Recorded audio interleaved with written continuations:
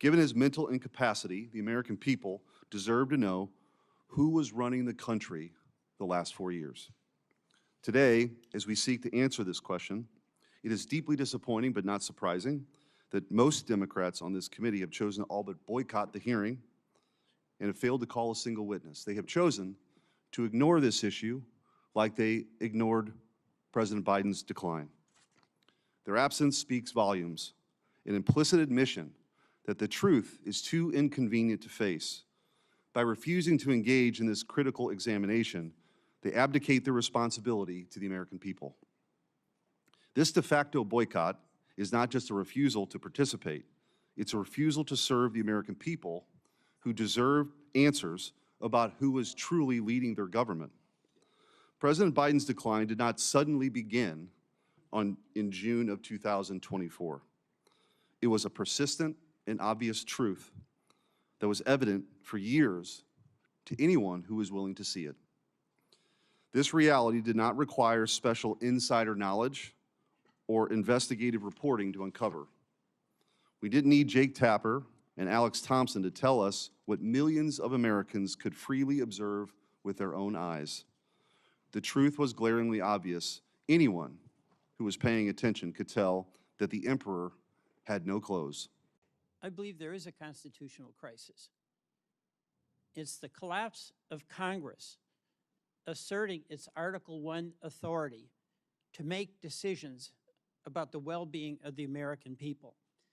What has this Senate debated in the months that we've been here, other than nominations? Have we discussed the possible war with Iran? Have we had a serious discussion on the floor about the massive and mounting debt? Have we had any discussion about the abdication of congressional spending authority by the impoundment actions of an administration? Have we had a discussion about climate change that is causing havoc throughout the world? What we've done is gone to the floor and haven't debated. We've gone to the floor and voted on nominations. There's another issue of great concern to me, because I have enormous respect for my colleagues. Each and every one of us who was elected, it's the highest honor of our life. Each and every one of us came here because it is in our bones that we want to try to do something beneficial and make life better for the people we represent. And we have different points of view.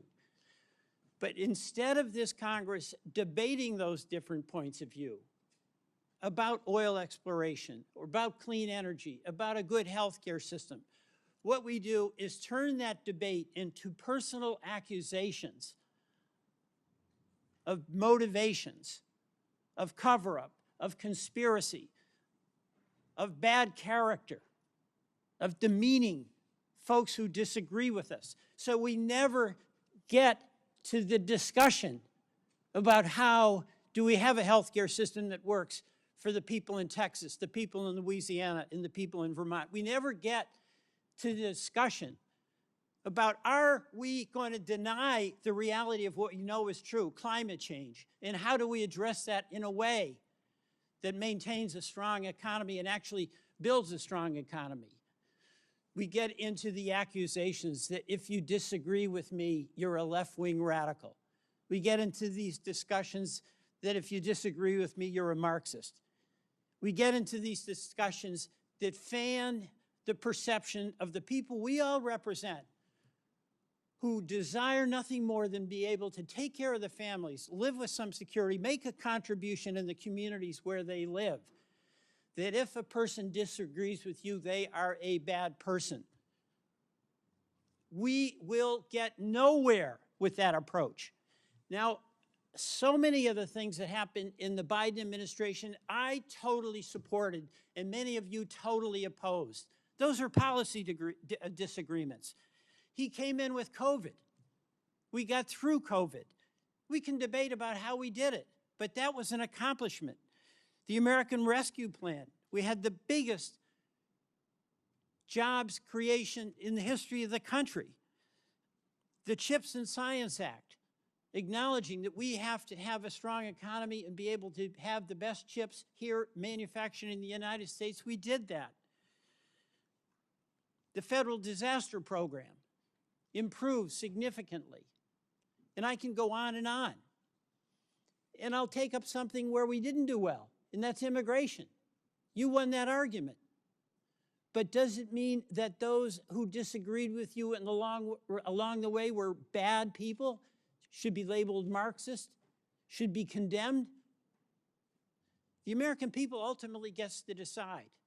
But to the extent that we have a responsibility that we share, Republicans and Democrats, whichever side of the issue you're on, is to debate the issue and not debase the people who are in the debate.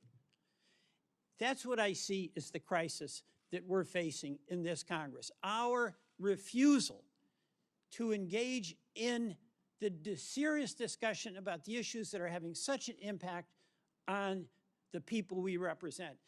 The Biden White House's widespread use of an auto pen to affix President Biden's signatures to documents that exercise executive powers belonging solely to the president poses significant constitutional, legal, and practical considerations.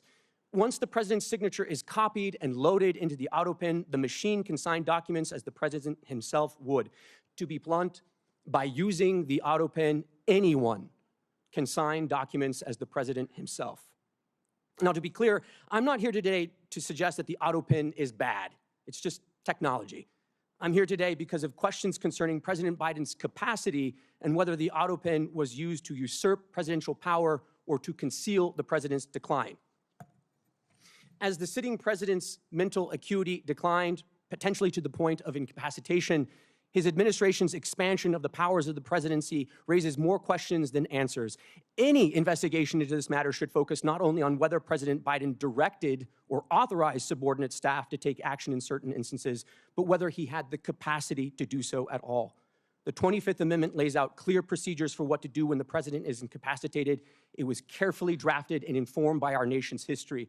The Biden administration ignored it all to aggrandize executive power and push the country further in their preferred ideological direction. It is our obligation at this point to get to the bottom of these issues and to ask the important question as to whether or not the auto pen and other devices were used to cover and obscure President Biden's mental decline, undermining our national security and also the Constitution. Thank you for the opportunity to testify this morning. This is incredibly important. I mean, you look at what the administration did, you look at what the Democratic Party did, you look at what the legacy media did. It is absolutely inexcusable. It is not only dangerous, it's disgusting. And the American people deserve better. And the fact that we have none of my Democratic colleagues over here, that this entire dais is empty, that what they allowed to happen, that they are not interested in correcting it for the future is absolutely mind-blowing. And so when we're looking at what Joe Biden did while he was in office, you have a disastrous withdrawal from Afghanistan. I mean, leaving equipment, leaving allies, changing the way the world viewed us. You look at an emboldened Russia, Iran. You look at what happened, obviously, with China and those conversations with Joe Biden. You look at millions flooding across our border. You look at a ton of unaccompanied children coming across, hundreds of thousands. You look at hundreds of thousands of Americans dead because of fentanyl poisoning. You look at record high inflation. Who was in charge? And the fact that not one Democrat colleague can show up and try to get answers to that, I hope the American people see that for exactly what it is. And so my questions to you is, how do we prevent this in the future? So we know that the 25th Amendment in the 1960s, we take a look at that. Section 4 was purposefully vague to allow for some flexibility. Clearly, it either didn't work or we have some people we need to hold accountable for not stepping up. So I want to know from you all, what do we need to do? Do you think that there need to be more guardrails when it comes to Section 4? Do you think that we need some more standards to evaluate that? And if so, what should those standards be? And Professor Harrison, I'd like to start with you.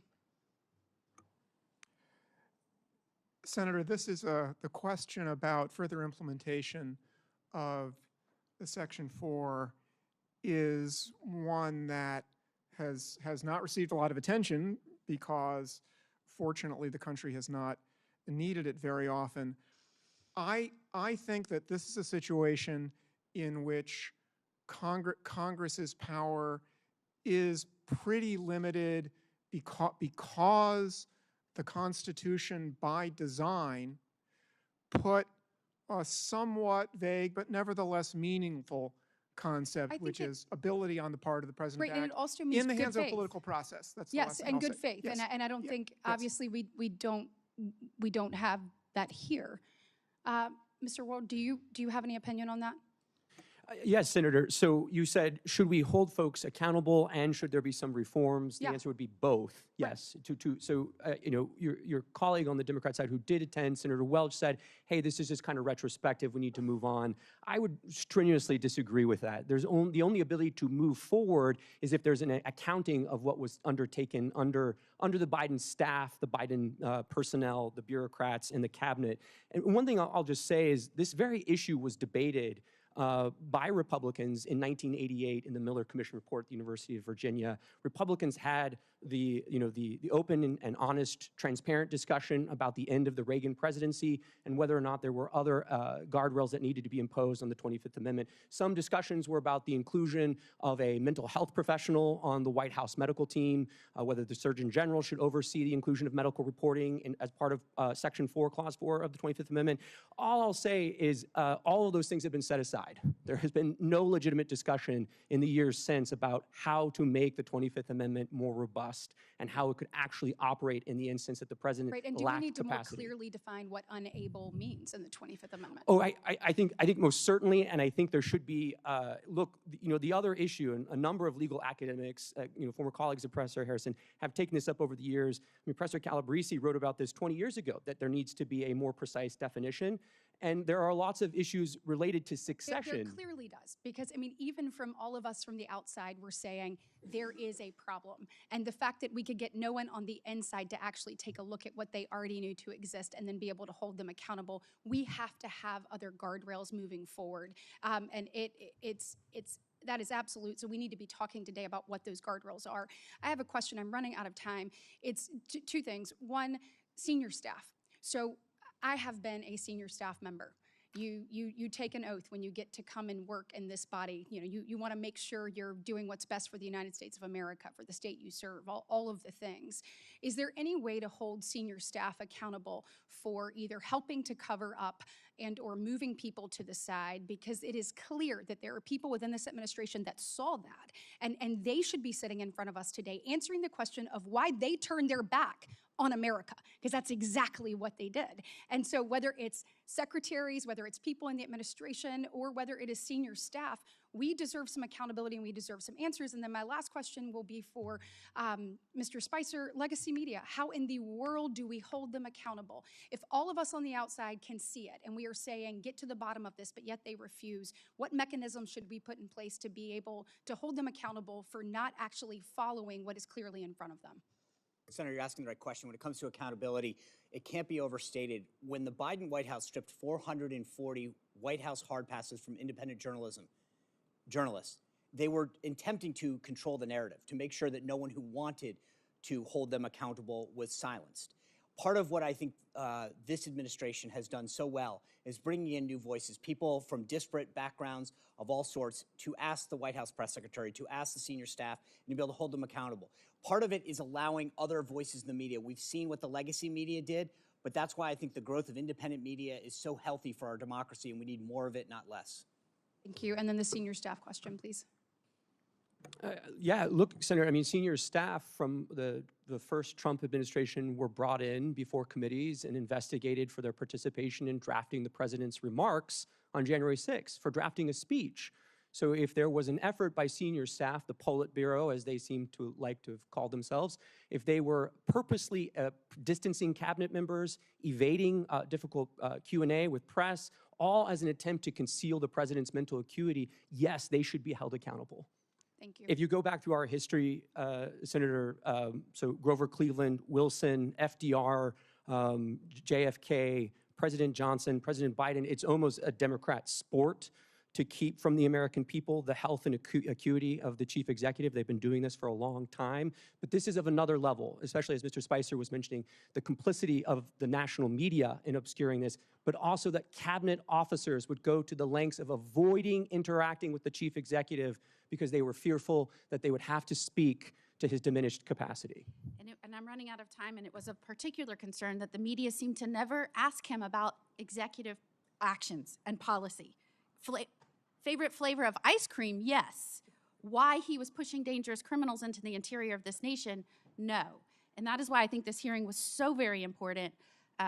What was coming out of this administration was a radical wish list, and certainly you can see it, what has happened and the consequences playing out right now. And now I